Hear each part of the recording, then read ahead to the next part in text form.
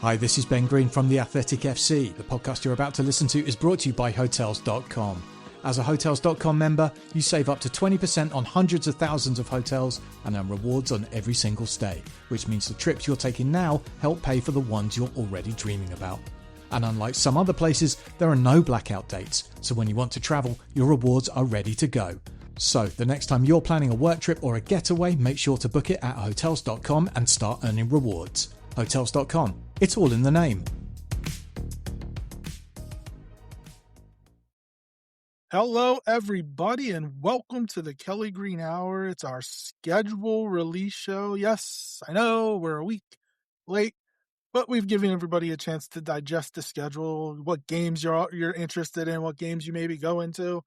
And we will also touch base on the coordinator speaking today. Vic Fangio, Sean Mannion, Michael Clay all spoke today. We got to hear Mannion for the first time. But before we jump into that, Connor, my partner in crime here. How you doing? I'm doing good, man. Life's busy, but we got to make time for the Eagles, got to make time for the off season, even though we're going through a bit of the lull of things. I mean, the schedule release, I don't even get really excited for anymore. I mean, the schedule was leaked, 3.5 hours before it actually came out or was announced on the NFL show. So, I don't get overly excited, but I like to put the predictions out there, even though it doesn't really change as that much where we play teams versus, the teams we're playing that we know of well in advance. So, well, that doesn't change. The one thing that does change is kind of where the game is, or, where in the schedule the game is. Before we jump into that, as always, follow us on Twitter at Kelly Green Hour. Follow Connor on Twitter at Connor10. Follow me on Twitter at LJHerwell54 and follow the Eagles Pinpool Network on Twitter, YouTube, Facebook, and wherever you get podcasts at Eagles Pinpool Network. And if you're joining us live, let us know your thoughts on the schedule, your record prediction. Like I mentioned, any games you might be attending. Little G, thanks for joining us. Congratulations to your brother on getting married soon. That's pretty cool. All right, Connor, before we jump into the schedule, the coordinator spoke today. Fangio, one of the big questions for Fangio was, did he really contemplate retiring? And he said, no, he's got at least 2 years left. I honestly think that maybe his biggest thing one of the biggest reasons I would say that he was contemplating retirement, that offense was really bad last year. And I just don't think he had any faith in Patullo to run things. And maybe, even though Sean Mannion's never done it before, and Sean Mannion is a young guy, I mean, only been a coach for a couple of years now, an offensive coordinator, a meteoric rise. Maybe he has more faith in what the offense can do because there's an actual plan. There will be an actual plan. It's not going to be the same, 75% hitch routes. They're going to do a bunch of different things. It's not going to be vanilla. It's not going to be predictable. And I think that might give, Fangio new life. And it does help when you have Quinton Mitchell, Cooper DeJean, Jalen Carter, Jalix Hunt, just traded for Jonathan Grenard. You have a lot of young guys on the defensive side of the football. So I think that he kind of just got rejuvenated. Now, maybe it could have just been off speak and maybe he is going to retire in a year. But he definitely did sound like somebody who kind of felt rejuvenated and spoke differently than he did at the end of last year. Yeah, I don't know where it's so hard to gauge, where the reporting comes from at the end of the season, but obviously you're going to hear a lot of whispers of things, and obviously people who've worked with Fangio may know, he considers retirement after every year, but rightfully so. He's 66 years old. He deserves to consider retirement every year, depending on the state of the defense, the offense, the overall state of the team. And I know that it probably for him would be incredibly hard to walk away from the Eagles organization where Howie Roseman's going to give you a competitive roster and an opportunity almost every year, if not every second year. We've seen some down years, and then he immediately bounces back with some up years and some positive years. It's tough to say where the reporting came from and if some people overemphasized retirement to the media, and it was just, Vic Fangio doing his usual thing, like Lane Johnson, like Landon Dickerson, like some of these other guys who have kind of contemplated retirement or kind of thought about the prospect of it. Every year they're probably thinking about it. hence the reason restructured contracts, the injuries, healing, so on and so forth.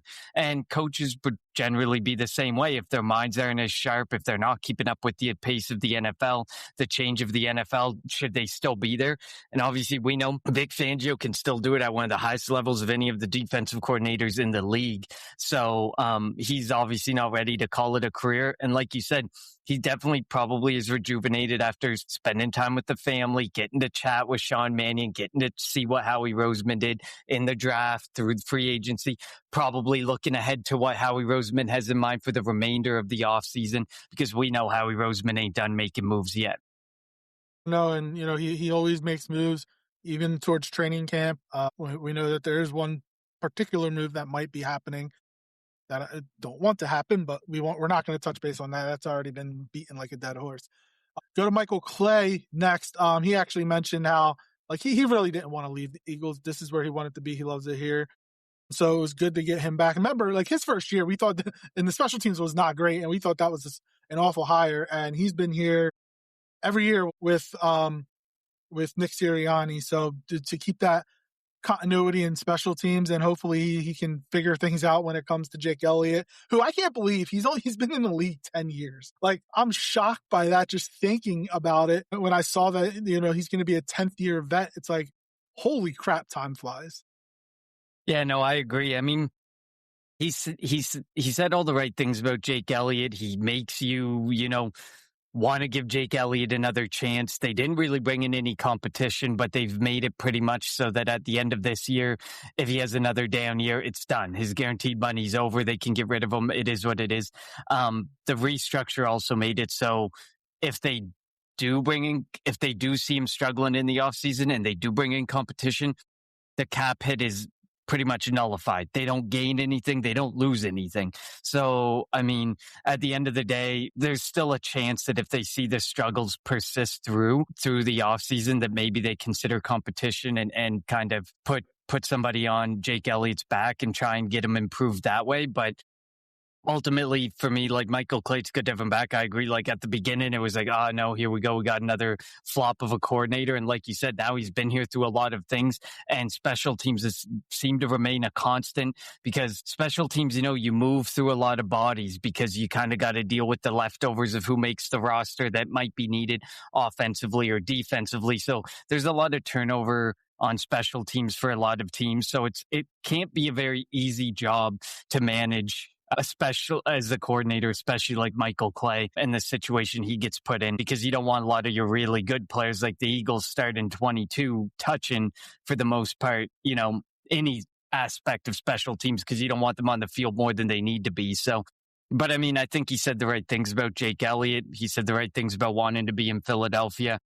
The only reason coordinators really leave Philadelphia is if you failed us very miserably, Kevin Petullo, Brian Johnson, or you did us extremely proud, Kellen Moore, Shane Steichen. So coordinators leave for good reasons, are booted for bad reasons. And if we could, we would keep them around for a very long time. But unfortunately, that's not the reality in such a successful organization like the Philadelphia Eagles. So we're lucky to still have Michael Clay, and that Vic Fangio doesn't want to go anywhere anyways.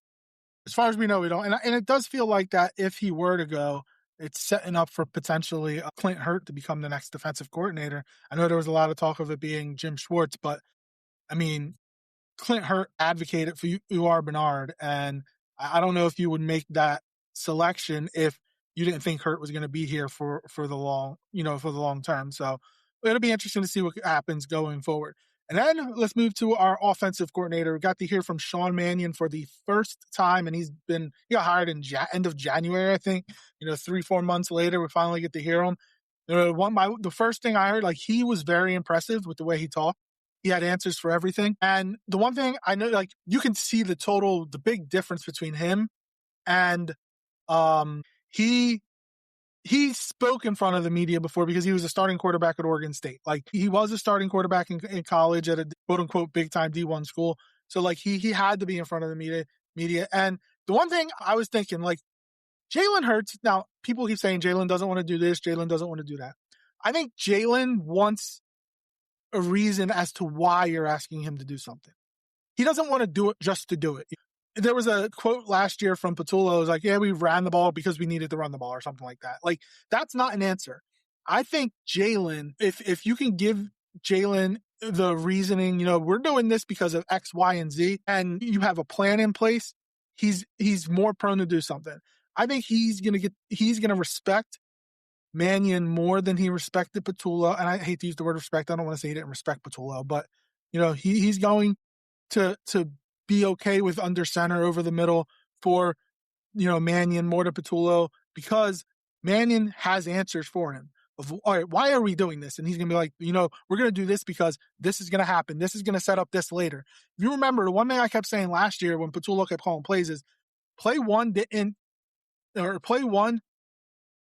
there was no plan beyond that.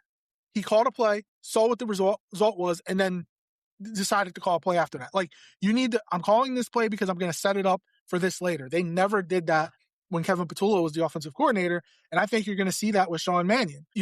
Kellen Moore had answers, and that's why Jalen, that's why Jalen, respected Kellen Moore, because Kellen Moore has called plays before, played quarterback in the NFL in college, and if Jalen asked a question of why we were doing something, Kellen Moore was able to give him an answer and a reasoning behind it. I don't think he got that from Kevin Patullo. So I was very impressed with what he said. He answered every question. Now, obviously, he didn't get the AJ question, which I'm glad that they didn't pepper him with that. But he spoke highly of the offensive line room. He spoke highly of the receiver room. He just spoke highly. He kind of reminded me of Nick Sirianni a little bit in terms of, he talked about how his dad was a high school coach, and and that's one of the questions was who kind of you looked up to, in the coaching ranks. And he mentioned his dad first, and that's kind of what Nick Sirianni always talks about. So I was very impressed with Sean Mannion, the first time we've got to hear him.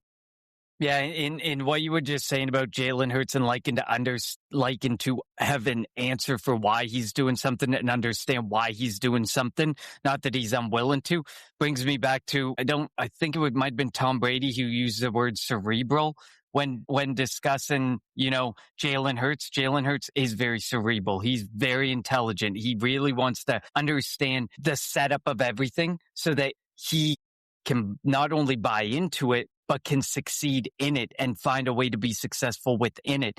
And I find that Sean Mannion spoke extremely highly of that in regards to, he comes to work every day through phase 2 of the offseason, and he's looking for something more to learn, something new to take on in this offense. Sean Mannion said all the right things, making Jalen Hurts look like he's doing all the right things, which I believe Jalen Hurts definitely is. It was Troy Aikman who went on Get Up, what was it, last week? And again, another legend of the game speaking extremely highly of Jalen Hurts. And who are the people who are speaking down to Jalen Hurts?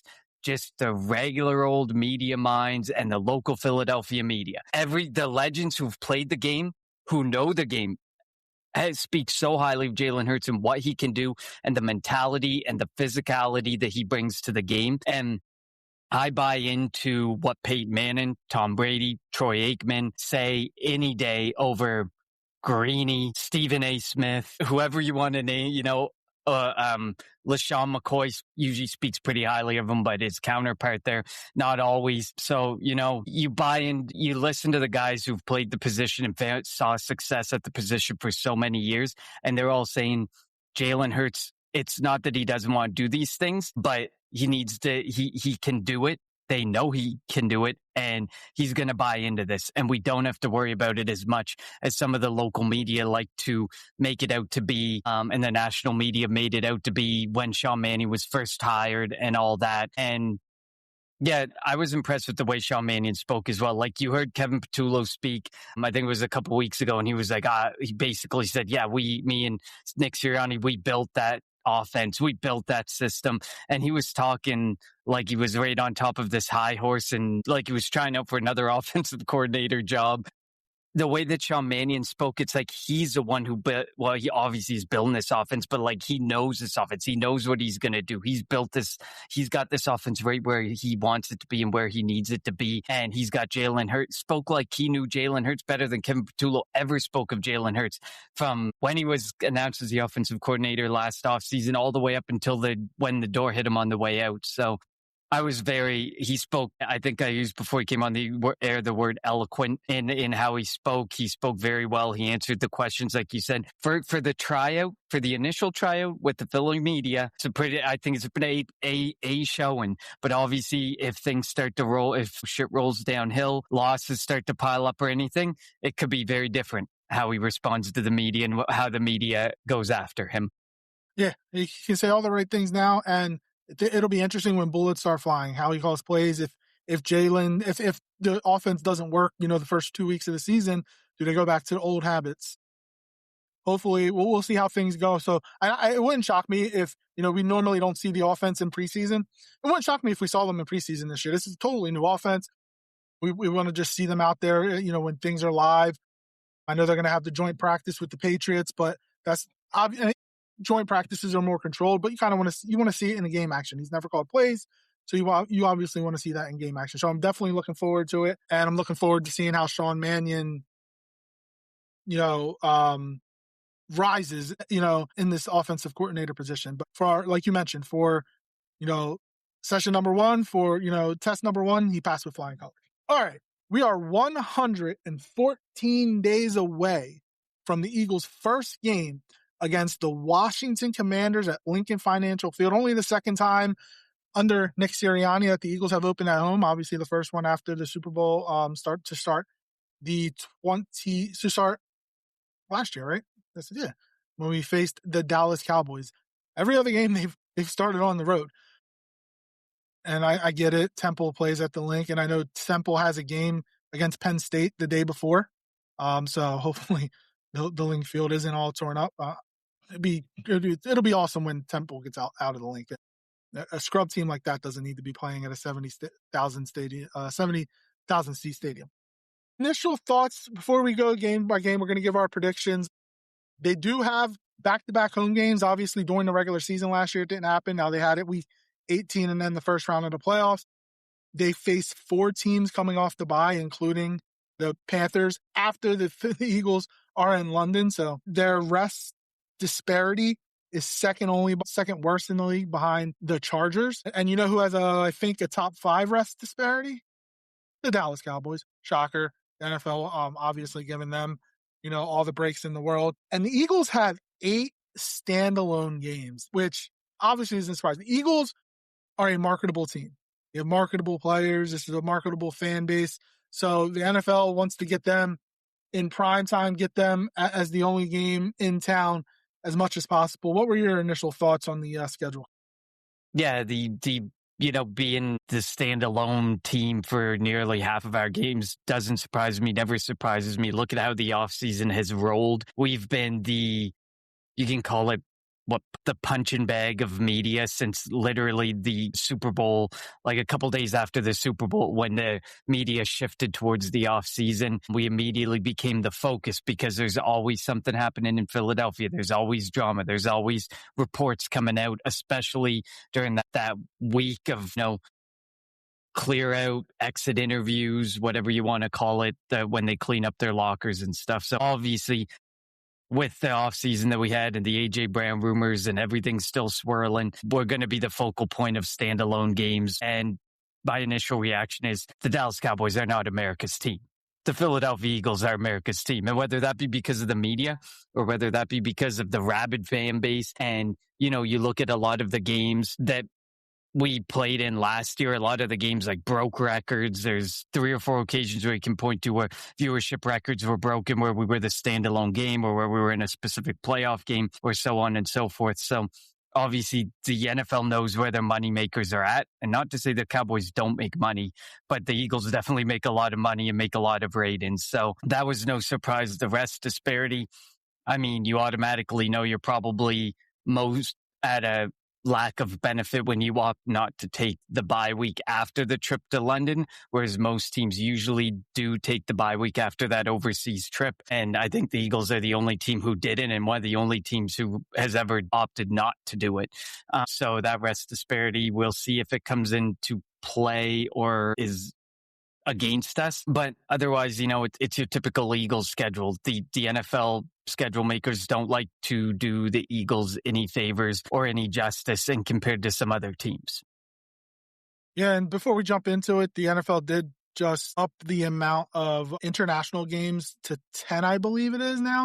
And they're working their way to 16. They want every team to play overseas or to play internationally. They're even talking about playing in Japan. So like the NFL is like it's the most popular sport in America. They want to make it a worldwide sport. I don't know if it's ever going to happen. Like, soccer, the NBA, I mean, like basketball. The NBA, nobody likes the NBA in America, but like worldwide, a lot of people like it. But the NFL, like, they know it's a moneymaker in America. And if they can make the money overseas, internationally, they're going to do that. Like you mentioned, the schedule, while they may have I think either 7th or 10th easiest schedule, obviously things are going to change once once the season goes on, we figure out what teams are good, what teams aren't good. So we're going to go through this game by game, maybe give a quick snippet about the game and give our prediction. So the season opener, 14 days away, 4:25 kickoff at home, Washington Commanders. The last time the Eagles opened up against Washington, I think was 2019, Deshaun Jackson's return. He had 2 long touchdowns from Carson Wentz, and the Eagles won that game, if I'm not mistaken. I have the Eagles defeating the Washington Commanders. It's going to be a slow start because obviously the offense is going to have to kind of work out the kinks, but I think the defense is going to be flying around. I know the NFL probably wanted to get the Eagles and Commanders together early this year, unlike last year when they played 2 of the last 3 weeks of the season. Jaden Daniels was out. Let's see Jaden Daniels against the Eagles. I have the Eagles opening up the season with a victory over the Commanders. Yeah, I would say the NFL got lucky last year with regards to Jaden Daniels being hurt at the end of the season, because that was one of the things I think we pointed out at last year's schedule release was how could you put the Commanders there after the season that they had and the season that the rookie season Jaden Daniels had and stuff. So I have the Eagles beating the Commanders as well. I will kind of preview it by saying I have them splitting with the Commanders this year. So I have us losing our next game against Washington Commanders, assuming health stays on the Commanders' side this year versus last year and how it ended up playing out for them. But yeah, I got the Eagles 1-0 as well. I actually have them splitting with the Commanders as well, too. So this Sunday night football game in week 8 in Landover, Maryland, I also have the Eagles falling. Week 2 in Tennessee is the game I'm going to be going to. I'm looking forward to going to Nashville. 1 year away from their new stadium, but it'll be nice to see. Again, I like me and my pops like to travel. Went to Dallas a couple years ago. Went to Minnesota last year. Nashville this year. Hopefully Buffalo next year. If that game's not in December, hopefully. But I get it. New coaching staff. Robert Saleh is the head coach. Brian Dable is the offensive coordinator. You expect them to be better than they were last year, but early in the season, I think the Eagles are going to be able to get after Cam Ward. I have them beating the Titans to go to 2. Yeah, I agree with you. I think, the Titans are taking a step in the right direction, but I don't think they have all the pieces there to take that, new coaching staff, new head coach, massive leap forward in year 1. But I can see year 2, year 3, Tennessee moving into the new stadium, things really starting to trend in the right direction for them. But I have the Eagles beating the Titans as well. All right, so we're both 2-0. Week 3, Monday Night Football against the Chicago Bears. One of the losses, the Eagles lost to the Bears last year on Black Friday. What is your result for that game, Connor? This is where I bounce back and forth. I think we lose against the Bears or the Rams, but I have us beating the Bears initially in my schedule prediction here. But I do think of these next week 3 and week 4 matchups, we lose one of them. But at this time, I have us starting out 3-0. And I really want to see how the Chicago Bears do this year. Are they going to be the cardiac Bears or whatever they were called again this year? Because I don't think that they can sustain the way they were getting wins last year again this year. And we've seen this happen before with teams where 1 year they're winning so many of these one possession games. Like I think the Kansas City Chiefs are one of the worst teams with regards to one possession losses this past year. And you can probably imagine that's going to flip as well. So will the Bears be able to sustain that type of play, or will they have Caleb Williams set up for even better launch in year 2 with Ben Johnson, where they're not so much the cardiac Bears? For now, I have a 3-0 start for the Eagles. I actually have the Eagles falling to the Bears, and I do think the Bears are going to take a step back. I don't think they're going to be as good, mainly because I think Detroit's going to be better. The Packers should be better, Minnesota maybe, but the Bears are playing a first-place schedule this year as well, so I think they're going to take a step back, but I think Monday Night Football, the Eagles are going to fall in Chicago. It'll be a close game, but the Eagles are going to So I have the Eagles at 2-1 so far, and you have them at 3. Week 4 against the Los Angeles Rams, I'm shocked that this is a 1:00 game. I thought that this is either prime time, 4:25, America's game of the week. They made it 1:00 again, and I believe last year's game was week 4, 1:00.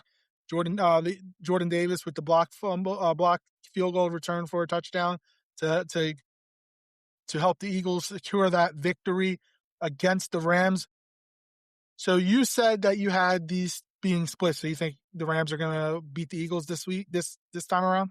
Yeah, I have the Rams winning this one, but I can see the Bears and the Rams game going either way. They're going to be 3-1, but those were the two games where I was really tossing up between them. But I have the Rams beating us. The Rams and the Winners love getting the Eagles in the regular season because it's their Super Bowl. They want to win it so bad, and I see that the Rams may do that, and I think they will be doing it. I have the Eagles winning this game. The Eagles have McVay's number. Now, McVay beat the Eagles in the COVID year, but that's the only victory that McVay has over the Eagles since he has been the head coach with the Rams. I think the Eagles are going to find a way to slow down MVP Matt Stafford, and Puka Nacua. I mean, obviously we talk about Quinyon Mitchell, Cooper DeJean, Reek Woolen knows them because of his time with Seattle. That it's going to be mirroring offenses potentially. But I think the Eagles are going to come away with the victory. Week 5, the Eagles travel to London, 9:30 a.m. Eastern time. I'm going to love waking up early in the morning to be able to watch Eagles football. This will be the second time the Eagles have faced the Jaguars in London. I have the Eagles defeating Jacksonville to improve to 4-1 over the first 5 games of the year. Yeah, I struggled to get a real gauge on what I think Jacksonville will be this year. They're one of my teams where it's a toss-up to me. They could do fairly well, or they could end up being, 8-9, just falling sub 500. But I have the Eagles beating the Jaguars as well. And and I also think Jacksonville is going to take a step back too. Last year, first year under Liam Cohen, I do think they're going to take a step back. We'll see though. I mean, they lost Travis Etienne, and they may trade Brian Thomas. Who knows what's going to happen there? But I am looking forward. It should be a good matchup. Week 6, the Eagles do not get a bye week. They return home against the Carolina Panthers. And, this is the quirk in the schedule for this year. Whatever position you finish in, that's who you face in the other teams in the conference. Carolina might not be the best team in the NFC South. They won the division. It could be Tampa. It could be the Saints, maybe. I mean, the Saints weren't that bad last year. And why am I blanking on who's the other team in the Falcons? South? The Falcons. I think we can. I don't think the Falcons will be. I think it's a 3-way race, but not the Falcons. So I think the Eagles may have gotten maybe the second or third best team in the NFC South. I know it's a tough turnaround. It's going to be a tough game. It's going to be closer than people think, but I have the Eagles defeating the Panthers. Yeah, I have this being that game where people are going to overreact to the loss, and I have them losing to the Panthers. I hate the idea of them not taking the bye, but I get why they didn't, because they don't want the early bye. We've seen the Eagles definitely take advantage of having a later bye or the opportunity to be able to rest their players and help them get over injuries and stuff, and taking the later bye usually comes out as the advantageous thing for the Eagles to do. We've seen the early bye definitely not be a benefactor for the Eagles, but I do think that this is going to be that game that's just going to really frustrate fans. There's one of them every year, and this just feels like that game. So you have the Eagles losing to the Panthers. So you have them at 5-2 after 7. I have them at 6-1. Or excuse me, you have 4-2. I have 5-1 after 6 weeks. Week 7, Monday Night Football at home, Dallas Cowboys. Wouldn't shock me if we see the Kelly Greens this night. What is your prediction for this game, Connor? Again, I will say I have the Eagles split in the season series with the Cowboys. Me too. And I have them winning this matchup. This feels like that primetime matchup at the Link. Like you said, Kelly Green. I always feel more confident that when the Eagles and Cowboys play, the Cowboys are usually going to take the game in Dallas and the Eagles usually take the game in Philadelphia. Just the hype behind the week, the hype behind the matchup, and getting to take advantage of it at your own home field just feels like just such an advantage for each of those teams. Yeah. Even though the Eagles were up 21-0 last year in Dallas and should have won that game, but didn't. So right now I have the Eagles at 6-1. You have the Eagles at 5-2. Then week 8, week 8 at the Commanders, Sunday Night Football. We both have Washington coming away with the victory, coming away with the victory there. So I have the Eagles at 6-2. You have the Eagles at 5-3. As we head into week 9, this is the third of 3 consecutive division games. The first time against John Harbaugh and as the head coach of the Giants. I have the Eagles coming away with the victory. It's going to take time. Well, are the Giants going to be better? You would think they will be, but they're still the Giants. And is Harbaugh Harbaugh had a better team with Baltimore? How is he how much are things going to change with the Giants? Is he going to be able to take that big, massive leap with them? He wasn't able to win much in the playoffs with, Lamar Jackson and Baltimore. Is he going to be able to do it with Jackson Dart? So I have the Eagles beating the Giants. Yeah, I have the Eagles beating the Giants in this matchup as well, and I tend to agree with you. I don't think things are going to happen overnight in New York, despite the one of the top hires or taking one of the top hires from consideration of among head coaches in John Harbaugh. I don't like the team. I don't think they're there. I think there's still a lot of holes. There's still a lot to desire. Could they surprise and maybe get to 9-8? 10-7, maybe. It would be a stretch to think they could get there, but I wouldn't be surprised, if they're an 8 or 9 team, 7-10 team, and there's no reason to scoff or not be happy with that outcome for the New York Giants. I just think that the New York Giants are a little overrated based on the look of their roster at this present time. Yeah, a lot of teams, people are talking them up just because of who the head coach is. Exactly. So Joe Shane is the GM. I don't think now they have a lot of weapons on that defense. They can get after the quarterback, but can they cover people? Can they tackle people? That's going to be the big question. So we'll be interested to see. So going into the week 10 bye, middle of the year, probably the best time to have it. And just saying, if Tomlin wants to come back next year and I was the Giants, I would have waited for Tomlin. I prefer Tomlin to Harbaugh, just saying. But I think Tomlin will come back next year. I really love Mike Tomlin. I would love for him to be the coach. I don't think he's coming to Philly. Well, I don't think so either, because if anything, I think Sean Mannion will be the next head coach. If the offense, if he's able to turn and we'll talk about this obviously throughout the summer as we head to the regular season, if he's able to turn the offense around and people want to interview him for head coaching spots, depending on how the season goes, it wouldn't shock me if, Lurie and Roseman make the decision to, get rid of Sirianni and promote Mannion. Big thing could be, do they do what the Celtics did with Brad Stevens and move Sirianni into a front office spot if he doesn't want to, if maybe he loves it here so much and he got a Super Bowl, he's been to a couple, maybe he doesn't want to go through that grinding of head coaching and go to the front office. Well, that'll be something that obviously we'll discuss down the road. All right, so week 10 is the bye. I have the Eagles at 7-2. You have Connor has the Eagles at 6-3. As we head into week 11 at home, Pittsburgh Steelers 425. Aaron Rodgers' final game against the Eagles, as this is his final season. He is retiring. Mike McCarthy, the new head coach.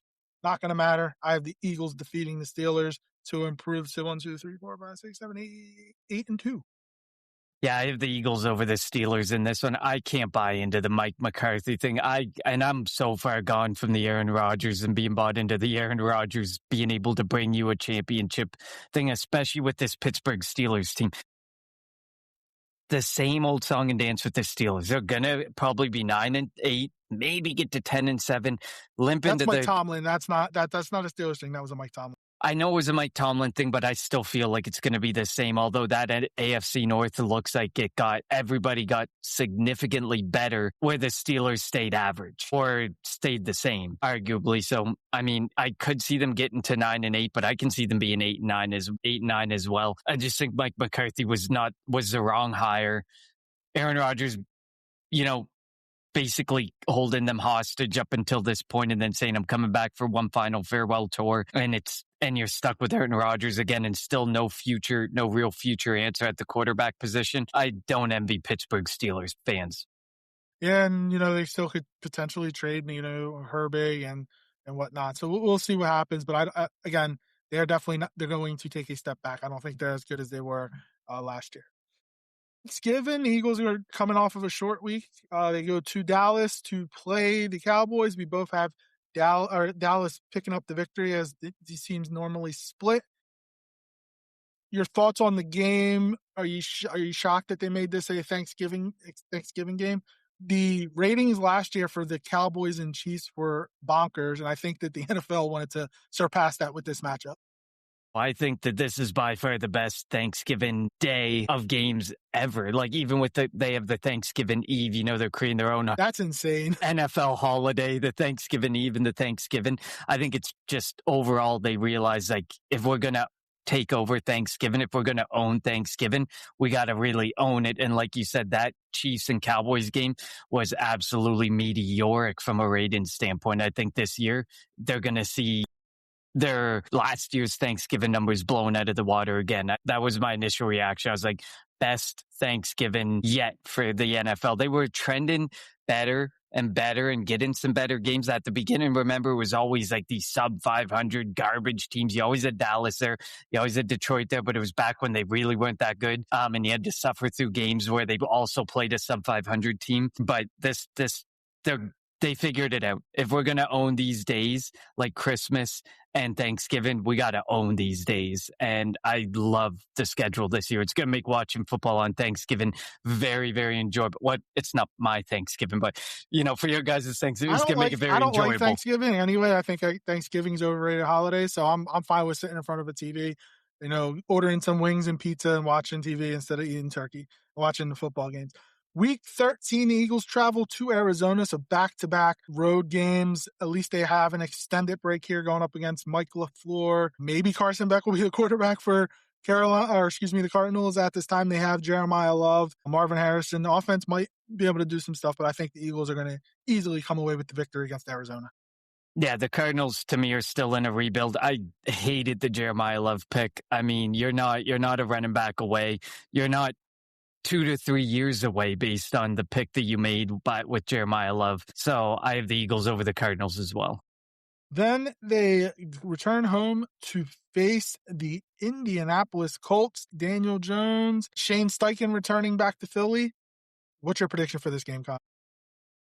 I have the Eagles beating the Indianapolis Colts. I mean, Daniel Jones should be back by this point. How many weeks back from injury will he truly be? Because the injury did happen, December, January of last year. So he'll be 12 months removed from his injury. And will the Colts, do they continue to ride the wave that Daniel Jones was giving them? I don't know. The Colts are another team that I have a hard time really gauging. I'm not going to ever count them out because Shane Steichen's a very good coach. They have a solid offensive line. They have Jonathan Taylor. They have some pieces in place to make a run and be a competitive team. But I have the Eagles over the Colts for this one. I also have the Eagles over the Colts. Jonathan Taylor, he's really good, but I don't think that the Colts are going to be in a playoff position come this time of year. I think the Eagles are going to be able to come away with the victory. Then for the sandwich of their 3 consecutive home games, the Eagles have a short week and they host the defending Super Bowl champion Seattle Seahawks at 5:00 on Saturday night, the week before Christmas. What is your prediction, Connor? I have the Eagles losing this game against Seattle. But my thing is this. I have them losing either the Seattle game or the San Fran game. I picked the Seattle game, but I can see this flip-flopping like earlier in the schedule where I said the Bears and Rams. We're not winning both. I don't think we're winning both the Seattle and the San Fran game. So I pick that we're losing against the Seahawks. I just think the Seahawks while I think they may take a step just because people have seen them, there's a lot more tape on them. Maybe there's a chance to figure them out a little bit more. Sam Darnold, I also think, is going to take a step back. Exactly, and it's Sam Darnold. There's an expected regression at some point from Sam Darnold, in my opinion. But I still see Seattle as the better team than the 49ers, and that they still have that they will take advantage of this and win this matchup. Yeah, I also have Seattle coming away with the victory here. And the Eagles, I don't know what it now was Pete Carroll when he was the head coach, but the Eagles struggle with Seattle. It's just, it doesn't make sense. And this is another tough run of the defenses: Seattle, Houston, San Francisco. Really tough defenses. Then the Eagles play on Christmas Eve. What are your thoughts? There's been a lot of complaining about the Eagles having to play on Thanksgiving and Christmas Eve. What are your thoughts? Do you care? Does it matter to you? It doesn't matter to me. Like, I don't like Thanksgiving. Again, I think it's an overrated holiday. Christmas Eve. What else am I going to do on Christmas Eve? I don't care. I'm going to watch Eagles football. I don't have kids. Maybe it would be different if I had kids. Maybe. Well, that's what I was going to say. I have kids who are going to be up very early, and this is a 9:15 game where I am. So this makes it very difficult for me because I'm going to be up till about 12:30 and then up at like 5:30 the next day. Put out presents and all that mess. I do have the Eagles defeating the Texans. It's going to be a tough game, but two really good defenses. I'm not sold on CJ Stroud, so I have the Eagles coming away with a victory here. Yeah, and further kind of reaction to it, we were going to probably end up Christmas Eve or Christmas Day. That was probably the reality everywhere.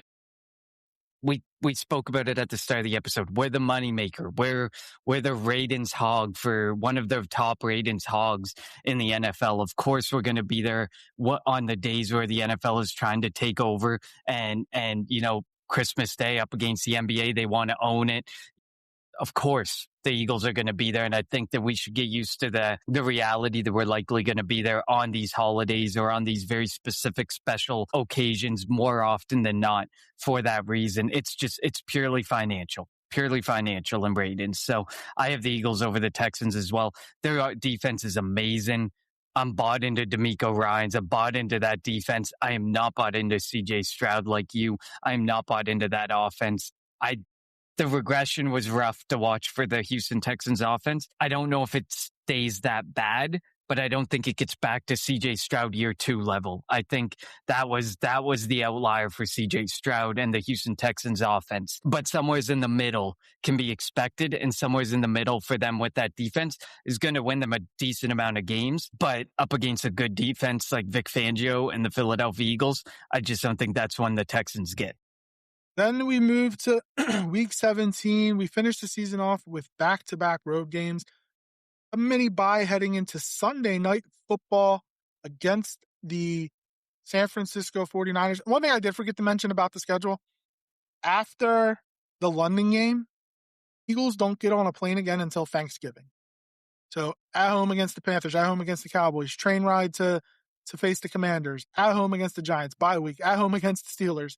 So that kind of helps them in terms of the whole, like, jumping on a plane to fly somewhere after a long road trip to London. So maybe the schedule makers are like, hey, we helped you out there. Don't know how much that is, but it is nice not having to get on a plane, especially when after that Steelers game, you have to go to Dallas, you have to go to Arizona, you have to go to San Francisco to end the year. I think we traveled the ninth most miles in the NFL. We're nowhere close to like 1 and 2. I think was San Fran and somebody else's massive mileage. So we do have that benefactor, I guess, is that we don't travel as much as we could be.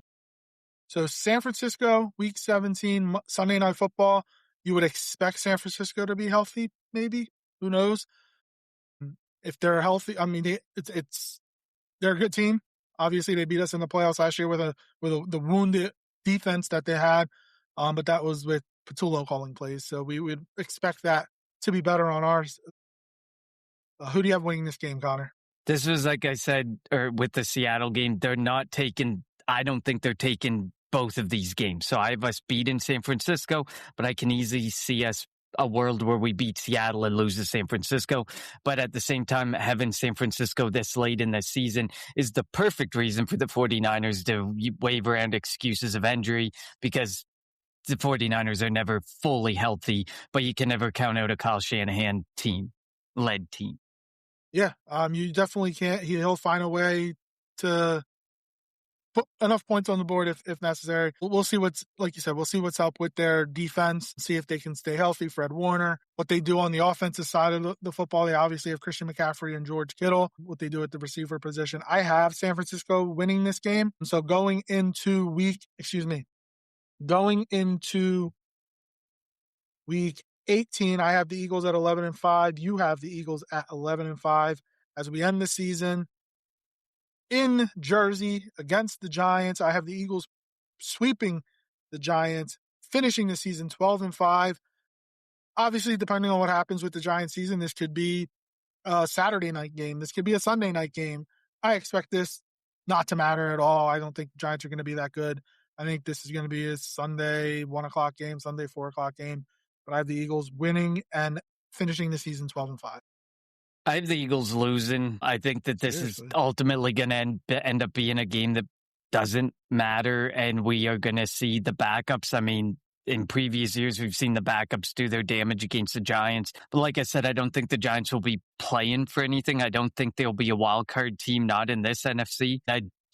Obviously, they're not competing for the NFC's title. I mean, I'd be absolutely flabbergasted if that even was within the realm of discussion anywheres this offseason. But I do have the Eagles losing. I think, obviously, all things considered, I think the Eagles finish 11-6, and obviously I'm not going to be perfect. There's probably a game or two that are going to be different. So we may get this Giants win and we lose to the 49ers and the Seahawks instead of taking one of the two. Obviously, this is extremely hard to predict, especially this early out, but I do see 11-6 being an extremely realistic outcome for the season for the Philadelphia Eagles based on, installing a new offense, and stuff with Sean Mannion and how it could be a slow start to the season and stuff for the Philadelphia Eagles. But 11-6, I still think also based on the Dallas Cowboys schedule, who I think they have one of the harder schedules, if I'm not mistaken, things could become a little more challenging for them to get to 11-6 and take the NFC East. But of course, right now you're looking at it as strength of schedule. So based on percentage last year or implied wins. So no matter how you do it, it's very much a guessing game. And until teams start getting out there on the football field, anything can happen. Yeah, anything can happen. I have the Eagles at 12-5. Who do you think is how do you think the division ranks? So I have the Eagles, Cowboys, Washington, and Giants. What are your thoughts? I have them the same way. I don't think that the Commanders are doing some good. I just can't buy into the Commanders. I remember in the episodes, 2 years ago during the Jaden Daniels rookie season, I think I was bought in and I was saying that they were underrated and they ended up having that great season. And now I just can't get bought into it. They take steps forward in some regards and then steps back in some regards. It doesn't ever feel like they're moving forward, both as offensive and defensive units together, and that they can sustain a solid wild card or NFC East win and run. I can't buy into it. And then being better than the Cowboys. Yeah, I don't think Dan Quinn is that great of a coach, so we'll see what happens. But I mean, they are a younger team. I got the hiccups now, damn it. And we sound like Giants haters. Think that give it a couple years, but I don't have faith in Jackson Dart.